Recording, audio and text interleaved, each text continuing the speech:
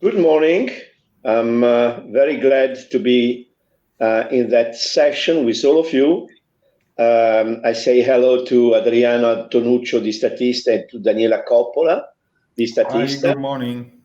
Good morning. And it is a pleasure. I think that this is the first time that we cooperate to create a very good study on what is happening in Italy from the e-commerce point of view, understanding what are the evolution of the business and in particularly of how the customers are behaving regarding their buying and their purchasing in that new multi-channel arena in which Italy is competing with all the other, of course, markets. We have done a work together with Statista, putting together the information and the research that Netcomm is developing since 17 years. We have more than 170 research with Statista, which is, of course, the best in class in doing research in that sector. And as you know, Netcomm has a good understanding of the market in Italy because we have more or less 500 associate members. So we have an arena of enterprise that give us a fairly and very deep understanding of what is going on into the market. And of course, after the pandemic, many things have changed, and we are now in a situation in which we had an increase of more than 9 million of Italians that are buying online on top of the previous ones. So we reach more or less 35 million of Italians that now are buying online, which is more or less 59% of the citizens. So Italy has become a big player in the e-commerce arena, reaching the fourth position into the European countries. But what is more important, and the things that are happening today, is really how the physical, the brick and mortar, and the digital players are integrating into a system which is creating, of course, new values, new services, new experiences for the citizens and for the shoppers. So we are entering in a new world in which, of course, I'm not speaking about the metaverse world. We are sticking still with the real web and digital world and the physical one, in which many things have to be done in the next future to create this integration between physical and digital experience. I will not go more in depth into the study, which is of great interest. And we have decided to start this cooperation with Statista because, as you know, we have more than 60 million of the Italians that now are one of the most important market in Europe. So we have decided to do that study with Statista in English to give to the international companies that are more and more interested into the Italian market a more possible, more informations to understand how they can take profit of those evolution that we are facing into the digital Italian arena. And by the way, Netcomm, which is part of the network of 23 associate members that with which we have created an association in Brussels, which is called E-commerce Europe, we see more and more international players that are becoming members of Netcomm, because, of course, the cross-borders internationalization is bringing more and more members to be interested into the Italian market. And that's why I would say that most of the big Italian international company are nowadays members of Netcomm. So that's why we are more and more investing to create values, intelligence, and understanding of the Italian market for the international players. So thanks for being with us. And I leave, of course, to Adriano Antonucci of Statista the pleasure to make an introduction to that webinar from his point of view. Adriano. Thank you, Roberto. Thank you. We are extremely happy to work with you, with Netcomm, and of course, starting this partnership. We are looking forward to the next study. We are really happy to have this opportunity to work with such a large organization in the e-commerce field, which is one of the most challenging sector we have. Statista, just a few words about Statista, and then I will leave the mic to Daniela. Statista is one of the largest market data platform in the world. We started our operation in 2007 in Germany, and then we grew up year after year, and now 7 years ago we started the operation in Italy with great success. Now we have over 200 companies working with us in the Italian market. So we are now looking forward to work with association like Netcomm to also make joint studies analyzing challenging topics like the e-commerce, the multi-channel, and yes, we are really happy with this partnership, and I give the mic to Daniela for the presentation to give you more insight about the study. Feel free to download the shorter version. It should be in the comment, so feel free to download it. Please, Daniela. Thank you, Adriano, and thanks to Netcomm as well for hosting this live stream talk that gives us the chance to present a few highlights from the report. First of all, for those who don't know me, I am Daniela Coppola, and I am research expert at Statista for e-commerce topics for Italy and worldwide markets. And a short disclaimer before starting again, if you have any questions, if anyone from the audience has any questions about methodology or the technicalities of the report, all the information are available in the report itself. So what is in this report? The report is a true mapping of the customer journey of online shoppers in Italy across 4 different categories of products: beauty and personal care, fashion and lifestyle, food and grocery, and health and pharma. And we basically present the main purchase drivers and main touch points preceding the actual purchase. Then we dive into the actual purchase, the actual transaction, and main payment methods used. And then a last chapter shows the main online stores and marketplaces for those 4 categories of products. So it's quite interesting to look at. I think it would be interesting, first of all, to start with an European overview that already Roberto was mentioning. We wanted to see if Italy is actually catching up with other EU markets in terms of e-commerce usage, first of all. And these figures show how about 40.4 million e-commerce users will buy online in Italy by 2025. And these, of course, are figures from the Statista Digital Market Outlook.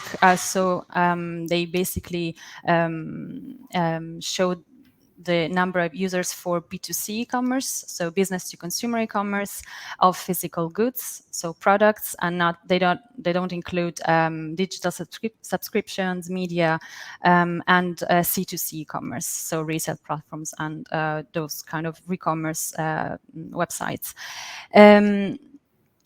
if we want to have a look at penetration rates, since these are like absolute figures, absolute values, then if we have a look at the penetration rates, so the number of the share of e-commerce users out of the total population, by 2025, more than 2/3 of the Italian population will purchase from online stores and marketplaces.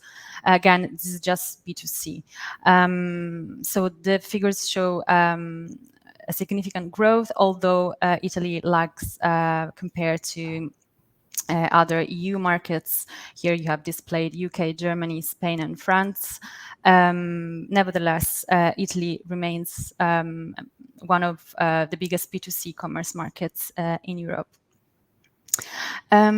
So what happened with the pandemic? As we all know, more people started buying online due to lockdown measures enforced during the health emergency.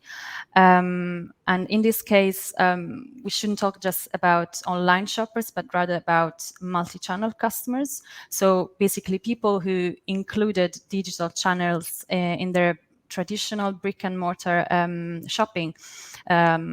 And therefore, the report focuses on this form of hybrid shopping, as we called it. So this mix of online and offline channels is way more interesting to observe rather than keeping separated online and offline. So e-commerce from brick and mortar. Clearly, we have retail segments where this mix of channels is more established. It's an already seen pattern, and that's the case for beauty and clothing. Whereas for pharma and fast-moving consumer goods, let's say the hybrid shopping is still, or it's more at early stages. And nevertheless, in 2021, all the analyzed segments showed a growth in use of multi-channel shopping compared to the previous year. And again, to provide a comparison between the 4 segments that are object of the study, we thought it was interesting to give you the e-commerce share out of total retail markets for the 4 segments. And as you can see, for the fashion segment, we have the highest e-commerce share out of total retail markets, nearly 21% in 2021, whereas for the grocery segment, we have a quite low penetration rate of the e-commerce market. Nevertheless, if we look at those markets in absolute values, like in terms of market size, the grocery segment is extremely relevant, and all these segments showed an increase compared to the previous year in terms of market size. Even health and pharma, that could be considered for now as a more niche segment or a smaller market. So its market value increase, as well as the commerce share out of total retail market. And now I'd like to go to the actual touch points that are the core, let's say, the juice of this report. And I would say let's start with fashion and lifestyle. As you can see, the let's say touch point and purchase drivers preceding the actual purchase involved offline channels, namely the store visit, whereas online channels are way more numerous, is way more fragmented, and some of these channels are managed by brands, by companies and retailers themselves, whereas we have a number of other channels that are external to the brand and that have to be monitored nevertheless. And in this case, Italian online shoppers also mentioned virtual assistants as a relevant tool, let's call it, for purchase decisions, and also live streaming videos or events.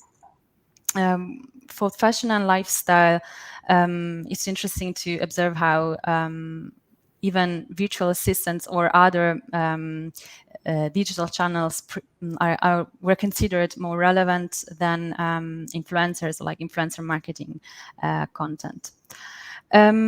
For personal care, we saw similar answers, similar touch points, but in this case, we saw digital wallets ranking as the third most important aspect.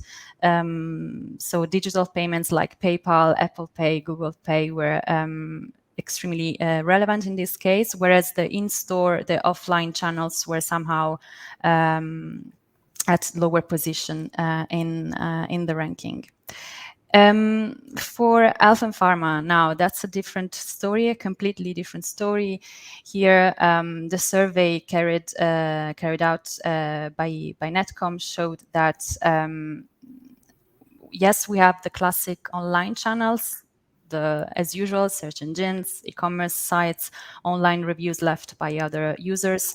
But we also have very specialized online sources like blogs, forums, even manufacturers' website, pharmacy websites, whereas the offline channels, the offline sources were more from professionals, so doctors or other professionals, even opinions from family and friends. So the characteristics of the product, the sort of the reliability on these sources is somehow more important than payment methods in this case. So for Health and Pharma, somehow the opinions and advice about the product were the key aspect to consider. And last but not least, I would have a look at the online grocery customer journey. Here we have a series of factors. Really, no aspect overshadowed the others. We had a quite fragmented pre-purchase process where a series of aspects were considered by online shoppers, namely payment methods. In this case, the variety of payment options did matter. Customers mentioned not just digital wallets, as we saw previously, but also prepaid cards, credit card options made available by the retailer. The delivery conditions were also a relevant aspect here, and we can imagine why. I mean, if consumers purchase fresh food and beverage, they expect delivery to be quick, to be relatively fast, preferably within given time slots, for instance. But there were also click and collect options wished by consumers. Last thing that was maybe not mentioned in the previous product categories was were the notifications by retailers. So shoppers valued the email notifying them if a product is still in stock or there's an offer on a product that was already in the purchase history of the customer over time, meaning that here the purchase history, let's say the purchase habits of the consumer were more taken into account. And that would be basically it from my side. Again, if you're interested in the study, just download it from our website. There you can find all the sources mentioned, the methodology, any bit of information is explained more into detail. And again, thank you for this live talk event, and I give you back the mic to Roberto, I guess. Sì, it was very interesting to see how in a few minutes you were able to compose and integrate the most important data of that important study. And I think that the understanding that you gave to us is just a small part of all the information that are in the study in its entirely evidence. In the study, the full study is really very, very rich, because, as you know, we conduct this analysis of how Italians are behaving in their customer journey since 11 years. And by the way, one important issue of that study is that since many years, we also we monitor the satisfaction of the online shoppers. And what we found out is that after the pandemic, the last check that we made on the satisfaction data give us an 8.8 points over 10 points.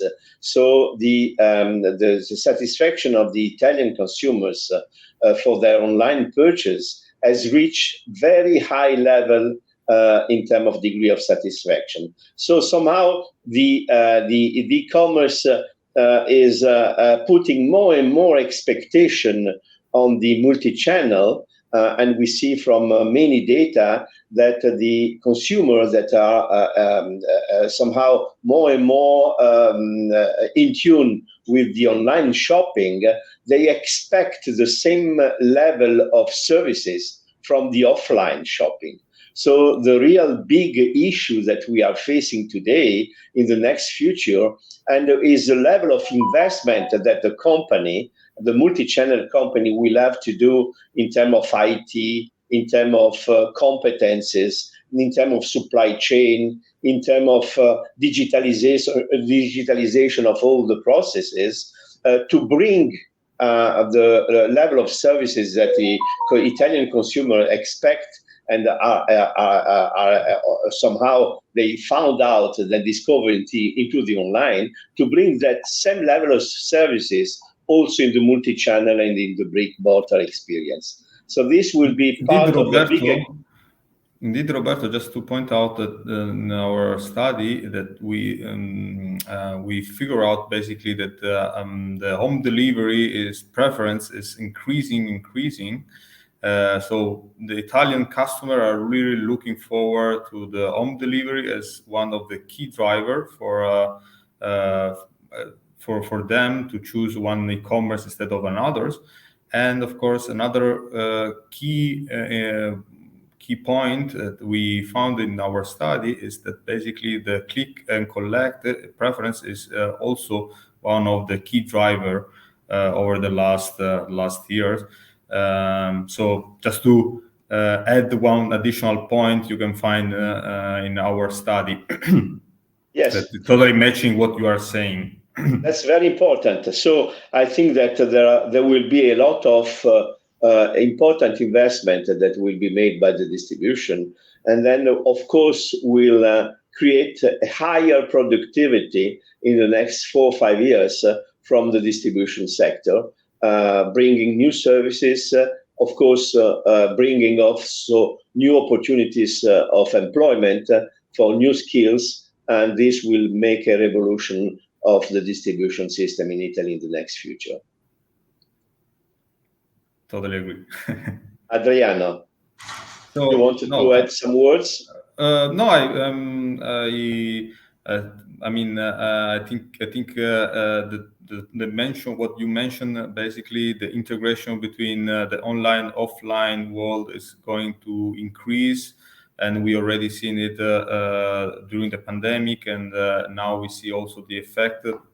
As I said before, the home delivery is one of the most important driver we see, and of course also the click and collect is another important driver as well for the offline world. And another thing that we analyze in this study is of course the payment.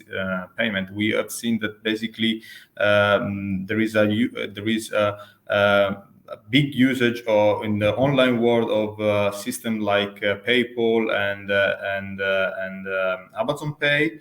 On the other side, in the offline world, we see that the cash is still the king, as I say. So there is a long way to integrate these two worlds, the online, the offline.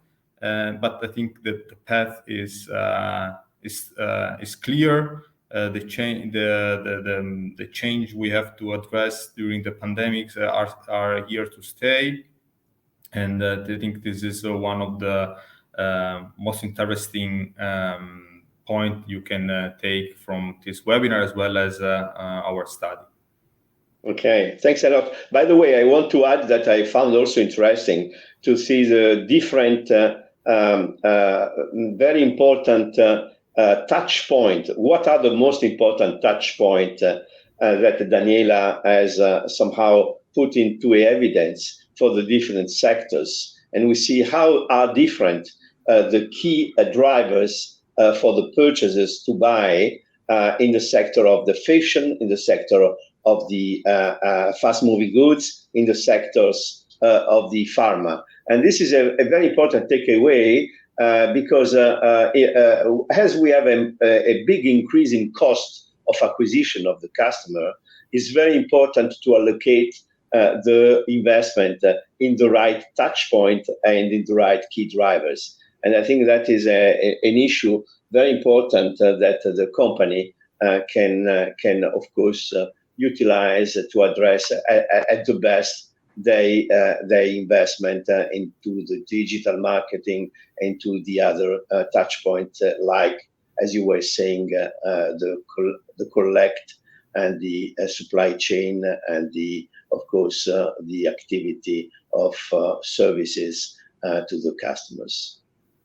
So I don't know if there are questions coming from the participants. I don't know if we are organized to give answers or we just close down the connection, waiting for questions afterwards. Daniela, you know how we are going to go ahead? We just close down. I think we can close. I would just like to mention if anyone is interested in knowing like details of the report, of course they can reach out to either me or Adriano. Just daniela.coppola@statista.com for any curiosities or any questions about it. I'll be happy to give more details about it. Thanks a lot, Daniela. Thanks a lot, Adriano. Thanks. It has been a pleasure to be with you. And thanks also to all participants to have been with us in that session. Goodbye. Goodbye. Bye. Bye. Bye. Bye.